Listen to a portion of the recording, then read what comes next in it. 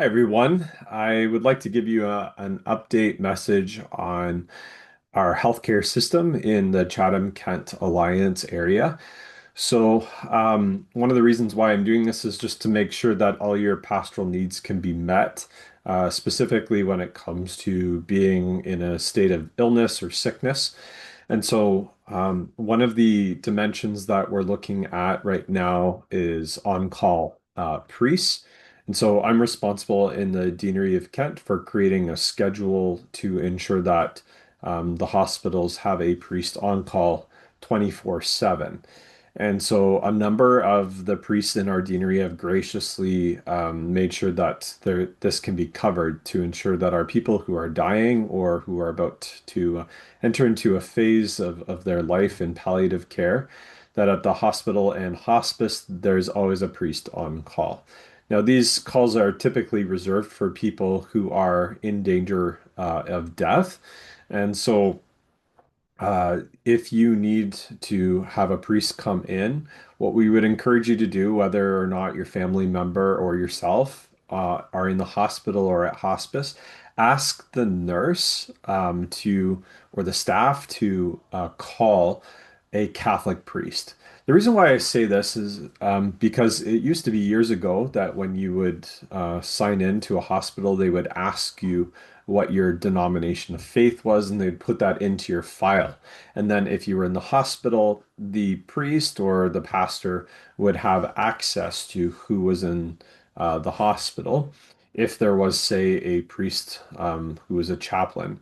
Now, we know that the hospital in Chatham is no longer a Catholic hospital, and recently they have let go of their chaplaincy. And so, what is visible about this reality is that we do have to look out for ourselves and advocate for ourselves, especially when it comes to our faith. And so the nurses and doctors will not ask you, generally speaking, about whether you would like a priest. This has to be something that you request for. Now, our parish does have an emergency line, and when you call that line, it will call every single phone, and it will also be forwarded to my cell phone if for some reason no one picks up. However, that isn't the most direct way to get a response. Say if I'm away in London or if I'm celebrating a funeral and I have my phone turned off. But if you let the hospital know right away and that's where you are, then a priest will arrive. So we'll maintain that emergency line for you.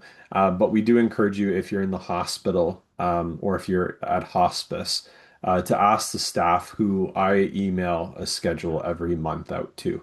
So we know that this is a challenging world that we're living in. It's Christian kind of heritage is gone.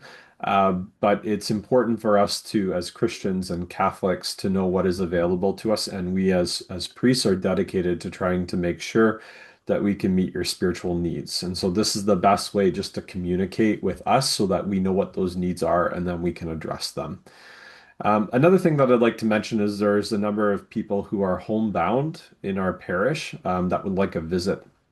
I'm so grateful to Father Darius. He does what we call his First Friday visits. And there are a number of parishioners in our parish that will bring Holy Communion to those who have missed receiving the Eucharist, and often because they're stuck at home with illness or unable to come. And so if you would like to be put on a list, please let us know, and we would be happy to try to accommodate that. God bless you, and I hope you all have a Merry Christmas. I hope your health is well, and I hope that this season brings you a lot of peace and joy. We love you and we miss you. God bless.